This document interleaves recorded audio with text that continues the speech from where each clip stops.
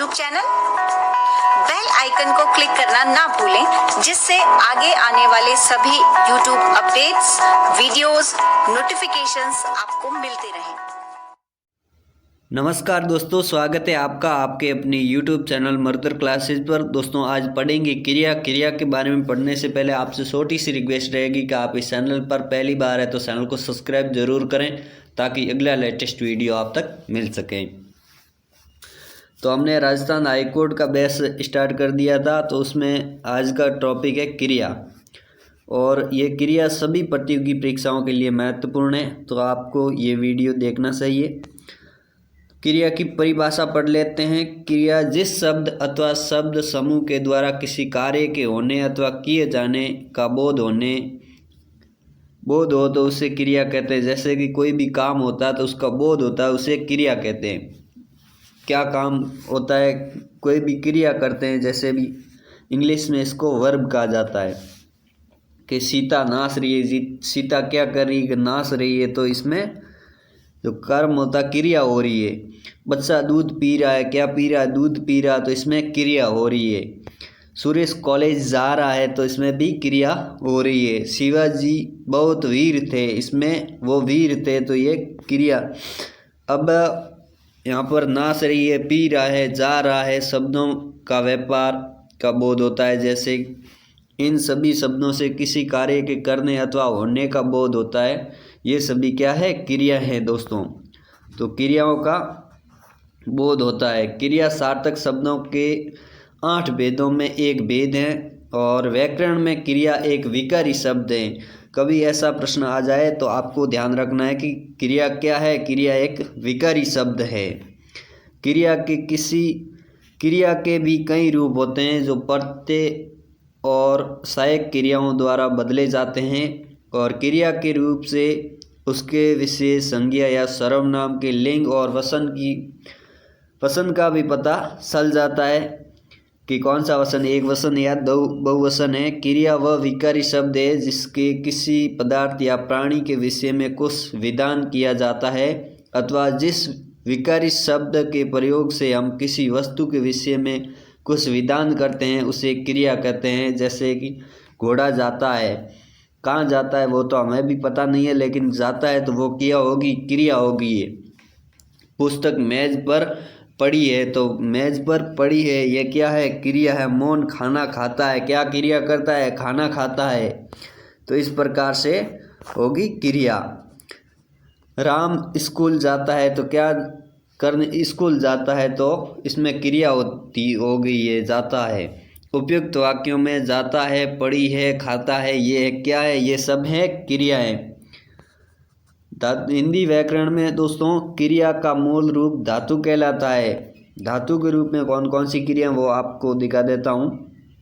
क्रिया के साधारण रूपों के अंत में ना लगा रहता है, जैसे कि आना, जाना, पाना, खोना, खेलना, कूदना, जो भी है वो ना लगा होता है, उसी के पीछे लगभग क्रियाएं होती है। साधारण रूपों के अंत का ना निकाल देने से जो बाकी बसे उसे क्रिया की धातु कहते हैं। जैसे कि आना, जाना, पाना, खोना, खेलना, कूदना, क्रियाओं में आ, जा, पा, खो, खेल, कूद धातु हैं। और शब्दकोश में क्रिया का जो रूप मिलता है उसे धातु के साथ ना जुड़ा रहता है। ना हटा देने से धातु शेष रह जाती है। ये हम जैसे कि देख सकते हैं कि धातु में होता है जिसमें जो मुख्य शब्द होता है और पीछे ना लगता है वह होती है क्रिया।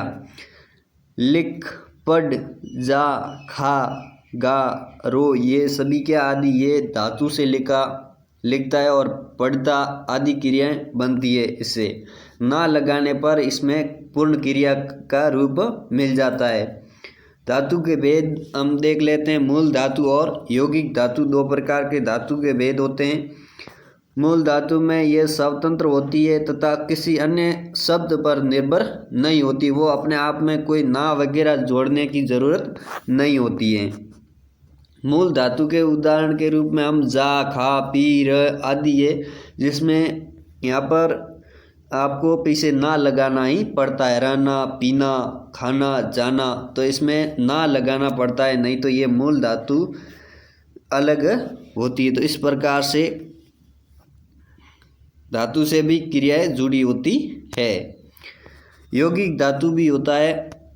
यौगिक धातु मूल धातु से परतें लगाकर कई धातुओं को संयुक्त करके अथवा संज्ञा और विशेषण में परतें लगाकर बनाई जाती है। इसमें धातु लगा करके विशेषण और परतें भी लगा होता है। यौगिक धातु के उदाहरण हम देख लेते हैं, जैसे कि उठना, उठवाना, दिलाना, दिलवाना, कराना, करवाना, रोना, धोना, चलना फिरना, खा लेना, उठ बैठना। ये दो शब्द आपस में जुड़े होते हैं। उठ जाना, खेलना, कूदना आदि। बताना या बतियाना, गरमाना, सिकाना। तो इसमें दो शब्द का जोड़ा होता है, वो यौगिक धातु से जुड़े होते हैं।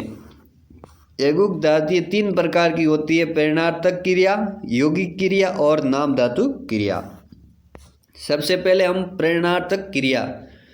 प्रेरणार्थक क्रिया अकर्मक एवं सकर्मक दोनों क्रियाओं से बनती है। जैसे आना लाना जोड़ने से प्रथम प्रेरणार्थक एवं वाना जोड़ने से द्वितीय प्रेरणार्थक रूप बनते हैं। प्रेरणार्थक क्रिया के उदाहरण आप देख सकते हैं। मूल धातु में प्रेरणार्थक धातु के जैसे कि उठ और ना जोड़ने से उठना या उठावना हो जाता है। दे ना, इसमें दे और ना जोड़ने से दिलवाना भी हो सकता है, दिलावना भी हो सकता है। करना, कराना, तो इसमें ना जोड़ने के बाद में यह मूल रूप में क्रिया आती है। सोना, सुलवाना या सुलवाना, खाना, खिलाना, खिलवाना। यौगिक क्रिया 2 या 2 से अधिक धातुओं के संयोग से यौगिक क्रिया बनती है। यौगिक क्रिया के उदाहरण हम देख लेते हैं, जैसे कि रोना, रोना धोना, चलना फिरना, खा लेना, उठ बैठना, उठ जाना, खेल कूद आदि। इसमें यौगिक क्रिया के उदाहरण है, 2 शब्द आपस में जुड़े होते हैं।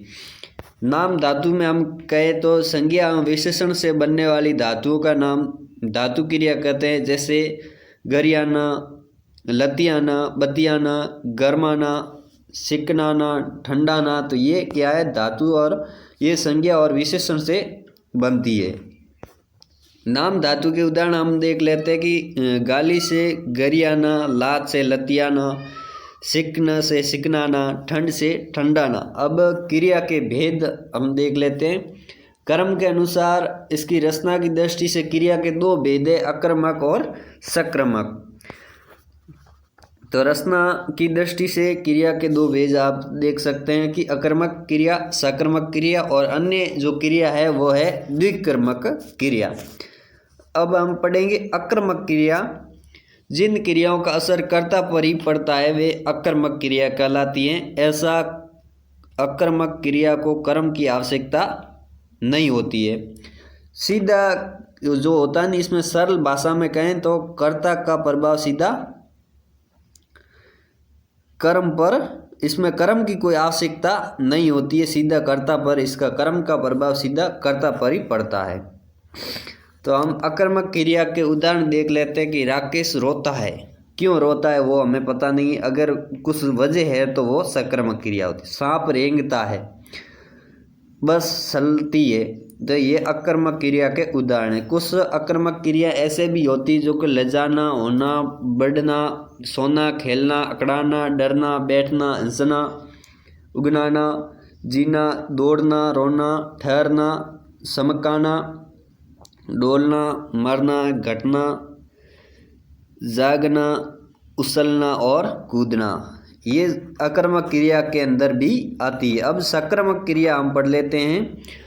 जिन क्रियाओं का असर कर्ता पर नहीं कर्म पर पड़ता है, जैसे कर्ता पर न पड़ करके कर्म पर सीधा प्रभाव पड़ता है, वह सकर्मक क्रिया कहलाती है। इन क्रियाओं में कर्म का होना आवश्यक होता है, बिना कर्म के वह क्रिया सकर्मक क्रिया नहीं हो सकती। अब सकर्मक क्रिया के उदाहरण देखते हैं। मैं लेख लिखता हूँ, तो इसमें लेख क्या है, लेख एक कर्म है। क्या कर रहा है, लेख लिखता है, तो वो कर्म कर रहा है, तो इसमें सकर्मक क्रिया है। सुरेश मिठाई खाता है, क्या खाता है, ऐसा होता है ना कि सुरेश खाता है तो अकर्मक क्रिया हो जाती, लेकिन सुरेश मिठाई खाता है तो इसमें मिठाई जो कर्म है, कर्म कर रहा है, यानी कि वो खा रहा है मिठाई तो इसमें सकर्मक क्रिया है। मीरा फल लाती है, मीरा लाती है तो फिर अकर्मक हो जाएगा, और मीरा फल लाती है तो फिर सकर्मक हो जाएगा। फल इसमें कर्म है। भंवरा फूलों का रस पीता है, इसमें फूलों का रस यानी पीता है तो इसमें कर्म का लोप हुआ है। अब बात करेंगे द्विकर्मक क्रिया की। जिन क्रियाओं को दो कर्म होते हैं उन्हें द्विकर्मक क्रिया कहते हैं। द्विकर्मक क्रिया मतलब कि उसके अंदर दो कर्म हो जाते हैं। द्विकर्मक क्रिया के उदाहरण में हम देखते हैं कि मैंने राम को पुस्तक दी, यानी कि मैंने दी, इसमें दो कर्म हो गए। श्याम ने राधा को रुपए दिए, दो नाम आ रहे तो इसमें द्विकर्मक क्रिया हो जाएगी। ऊपर के वाक्यों में देना क्रिया के दो कर्म है, अतः देना अकर्मक क्रिया है। प्रयोग के आधार पर क्रिया के भेद हम देख लेते हैं।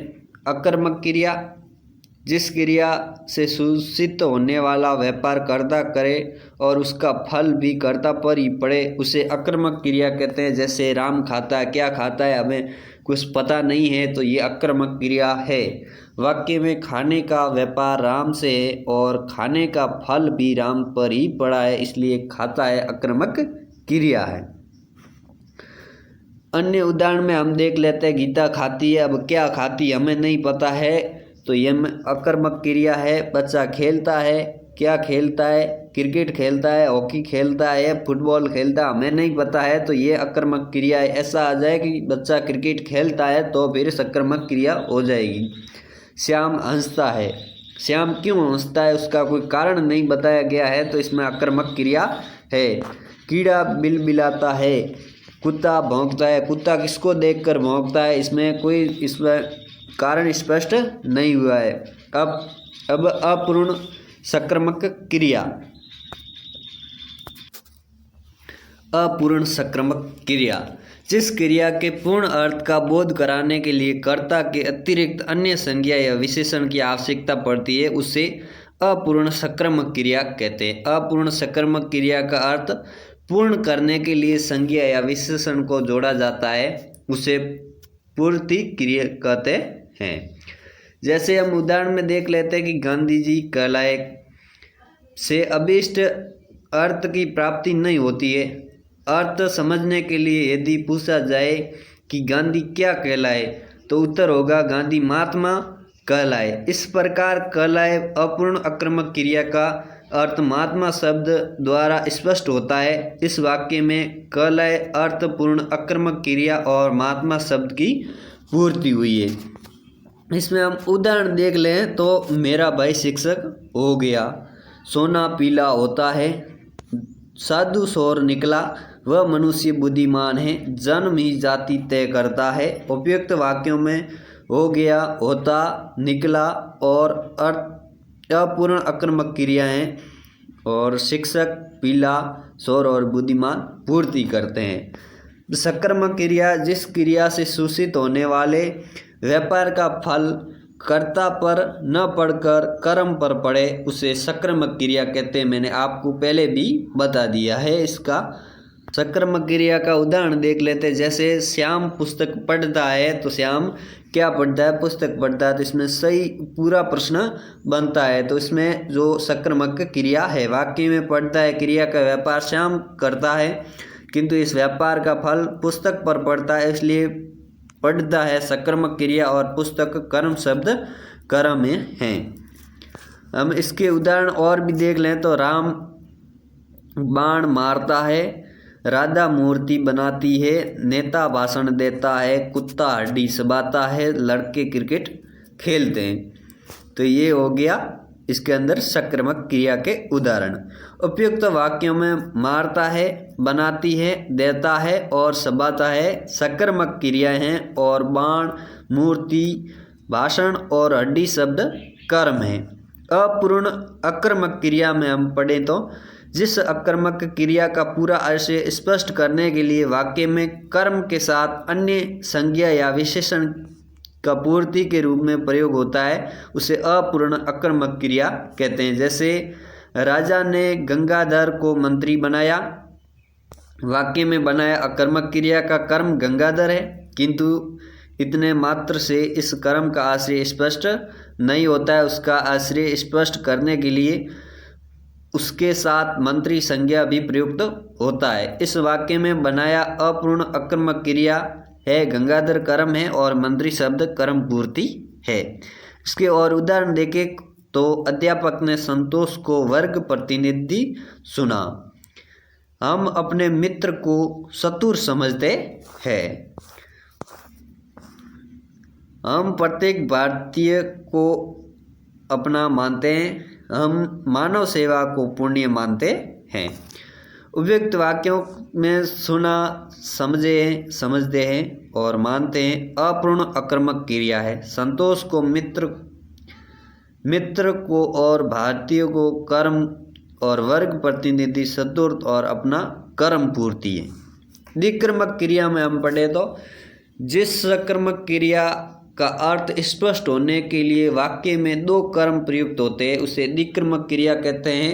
जैसे शिक्षक ने विद्यार्थी को पुस्तक दी तो शिक्षक और विद्यार्थी इसमें दो कर्म हो गए। इस वाक्य में द्विकर्मक क्रिया के व्यापार का फल दो कर्मों पुस्तकों और विद्यार्थी पर पड़ता है, इसलिए वाक्य में द्विकर्मक क्रिया है। पुस्तक मुख्य कर्म और विद्यार्थी गौण कर्म। द्विकर्मक क्रिया के साथ प्रयुक्त होने वाले दो कर्मों में मुख्य कर्म किसी पदार्थ का तो गौण कर्म किसी प्राणी का बोध कराता है। जैसे हम उदाहरण देखें तो राजा ने ब्राह्मण को दान दिया। राम लक्ष्मण को गणित सिखाता है। मालिक नौकर को पैसा देता है। पुलिस चोर को पकड़ता है। इसमें दो कर्म का प्रयोग हुआ है। उपयुक्त वाक्यों में दिया, सिखाता और देता द्विकर्मक क्रिया है। दान, गणित और पैसे मुख्य कर्म है तो ब्राह्मण को, लक्ष्मण को और नौकर को गौण कर्म है।